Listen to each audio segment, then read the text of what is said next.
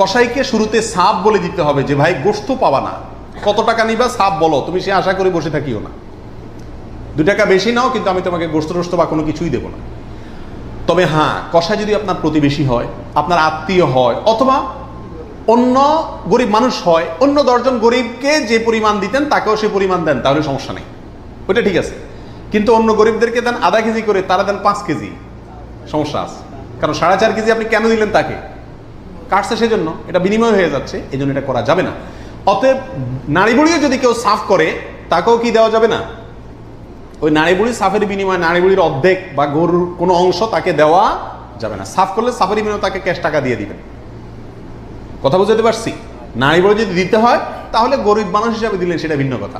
কিন্তু as a তার কাজ পারিশ্রমিক হিসাবে কি করতে পারবেন না? দিতে পারবেন না। এটা বহুলের ভিতরে একটা, এবং এটা প্রচুর পরিমাণে মানুষকে সচেতন করা দরকার ব্যাপারে। কোরবানির গোশত 3 ভাগ করা যাবে না, এমন কোনো হাদিস আছে কিনা সঠিক তথ্য জানতে চাই।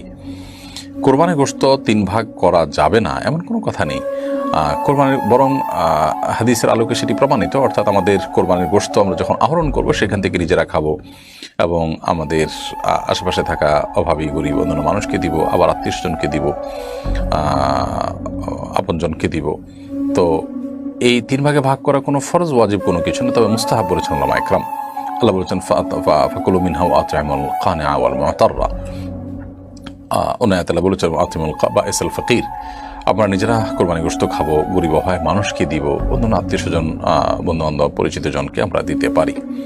তবে এই 3 ভাগ করা কোনো ফরজ ওয়াজিব বা আবশ্যক কোনো বিষয় না, যেটা না করলে কোরবানি হবে না, এমনটি নয়।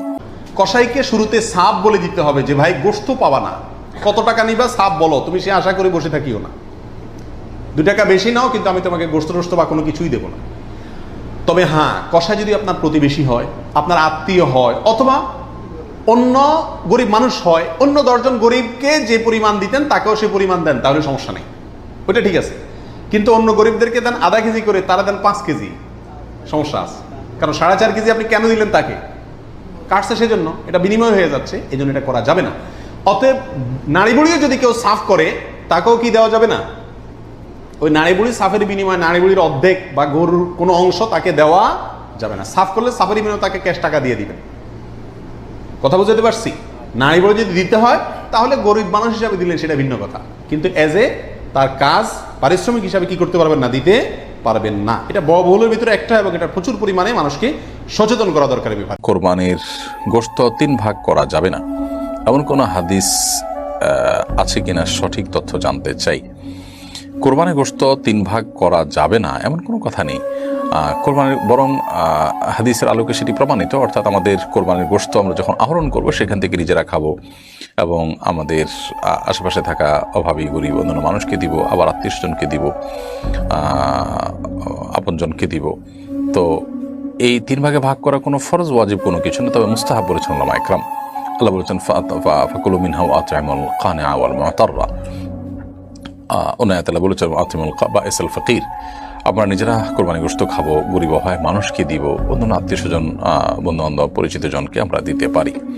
তবে এই 3 ভাগ করা কোনো ফরজ ওয়াজিব বা আবশ্যক কোনো বিষয় না, যেটা না করলে কোরবানি হবে না, এমনটি নয়।